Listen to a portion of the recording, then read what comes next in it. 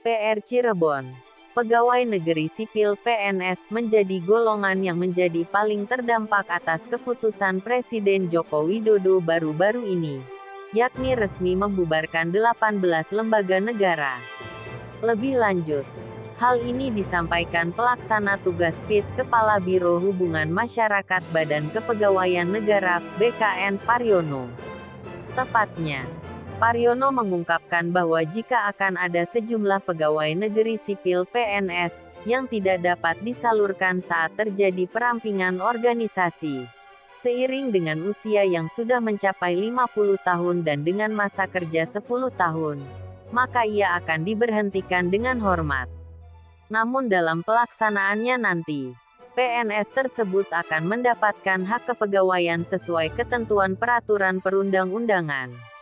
Ketika tidak ada instansi yang membutuhkan pegawai, kompetensi tidak dibutuhkan, dan ternyata kelebihan pegawai, kalau sudah masuk batas usia pensiun dapat dipensiunkan. Kalau belum ya dia harus menunggu dulu, ungkap Paryono di Jakarta pada Minggu, tanggal 19 Juli tahun 2020. Lebih lanjut, Paryono menjelaskan kemungkinan PNS tidak dapat disalurkan pada instansi lain dalam usia belum mencapai 50 tahun dan masa kerja kurang dari L0 tahun. Maka yang terjadi ia akan diberikan uang tunggu paling lama 5 tahun.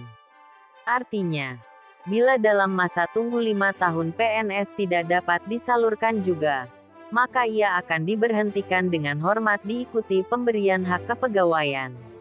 Namun demikian, semua kebijakan yang berkaitan dengan kepegawaian, khususnya rotasi maupun pemindahan pegawai dari sebuah badan yang dibubarkan tetap mengacu pada peraturan pemerintah PP No. 11/2017 tentang manajemen PNS.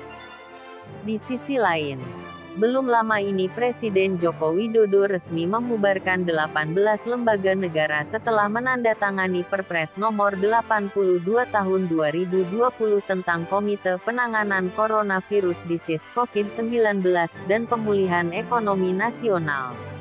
Melansir dari RRI, Presiden Joko Widodo resmi membubarkan 18 lembaga negara yang diatur dalam Perpres Nomor 82 Tahun 2020 tentang Komite Penanganan COVID-19 dan Pemulihan Ekonomi Nasional, pada Senin, tanggal 20 Juli tahun 2020 malam.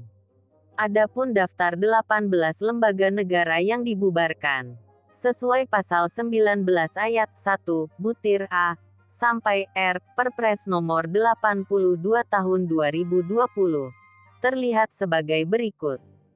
1. Tim Transparansi Industri Ekstraktif, yang dibentuk pada 2010. 2. Badan Koordinasi Nasional Penyuluhan Pertanian, Perikanan, dan Kehutanan, yang dibentuk pada 2011.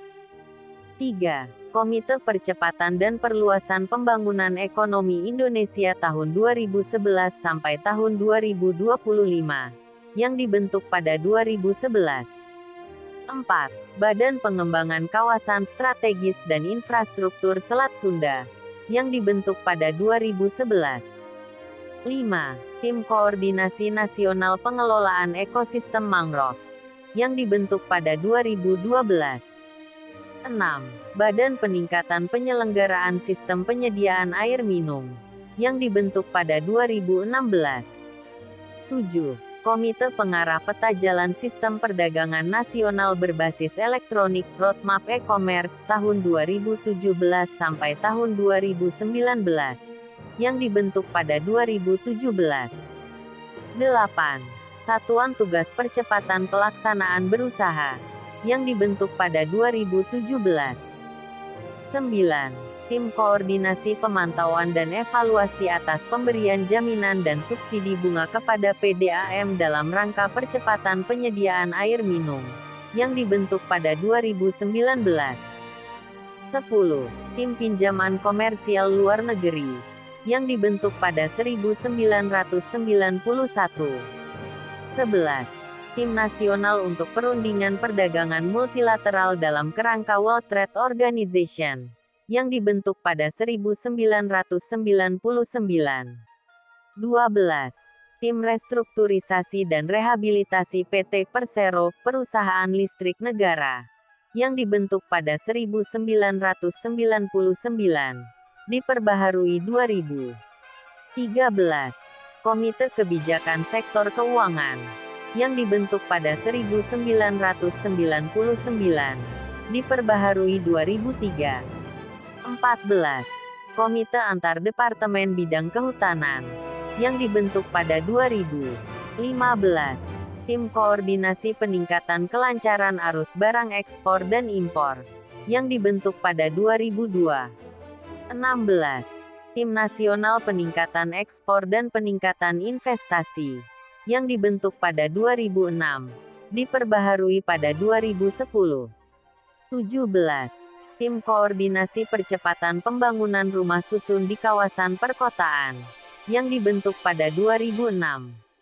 18. Komite Nasional Persiapan Pelaksanaan Masyarakat Ekonomi Association of Southeast Asian Nations, yang dibentuk pada 2014.